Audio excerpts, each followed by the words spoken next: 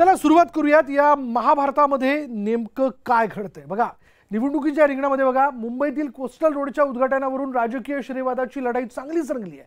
मुख्यमंत्री शिंदेंच्या हस्ते कोस्टल रोडच्या एका मार्गिकेचं उद्घाटन जे ते करण्यात आलं आणि त्यावरून सत्ताधारी आणि ठाकरेंमध्ये हा सामना चांगलाच रंगला होता। पाहूयात आतापर्यंत नेमकं काय घडलंय।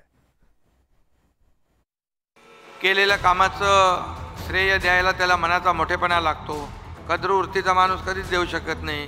गरज सर्व आणि वैद्य मरू अशी सगळी लोक असतात, त्यामुळे आता त्याच्यावर काय बोलायचं। जे बाळराजे आहेत त्यांनी सांगितलं की हे सगळं आम्ही केलं आणि आमच्या कामाचं श्रेय हे करताय।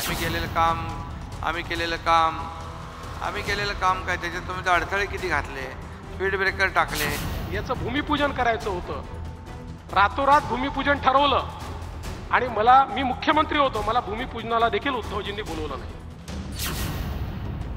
मुंबईतील कोस्टल रोडवरून राजकारण चांगलंच तापलंय। उद्धव ठाकरे आणि आदित्य ठाकरे हे सत्ताधाऱ्यांच्या निशाण्यावर आले। मुख्यमंत्री एकनाथ शिंदे आणि उपमुख्यमंत्री फडणवीसांनी कोस्टल रोडवरून ठाकरेंवर जबरदस्त शाब्दिक हल्ला चढवलाय। सोमवारी मुख्यमंत्री शिंदेंच्या हस्ते कोस्टल रोडच्या एका मार्गिकेचं उद्घाटन करण्यात आलं। यावेळी कोस्टल रोडचं श्रेय घेण्यावरून हा वाद रंगल्याचं पाहायला मिळालं। देवेंद्रजी मगाशी म्हणाले की कोणीतरी त्या इंस्टाग्राम आणि याच्यावर आम्ही केलेलं काम काय त्याच्यात तुम्ही अडथळे किती घातले, स्पीड ब्रेकर टाकले। हा कसा लेट होईल ते पाहिलं। कामाचं श्रेय द्यायला त्याला मनाचा मोठेपणा लागतो। कद्रू वृत्तीचा माणूस कधीच देऊ शकत नाही। गरज सर्व आणि वैद्य मरू अशी सगळी लोक असतात, त्यामुळे आता त्याच्यावर काय बोलायचं।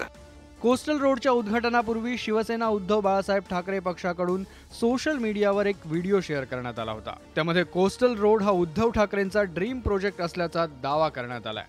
तसंच या प्रकल्पासाठी परवानग्या आणि तंत्रज्ञान उपलब्ध करण्यासाठी उद्धव ठाकरेंनी केलेल्या प्रयत्नांचा उहापोह करण्यात आलाय आणि तोच धागा पकडून उपमुख्यमंत्री फडणवीसांनी आदित्य ठाकरेंवर नाव न घेता खोचक टीका केली आहे।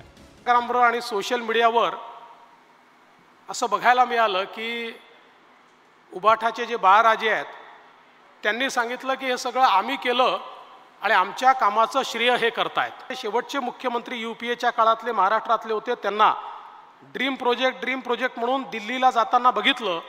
ते दिल्लीला जायचे आणि हात हलवत या ठिकाणी परत यायचे, कधीही त्याला परवानगी मिळाली नाही।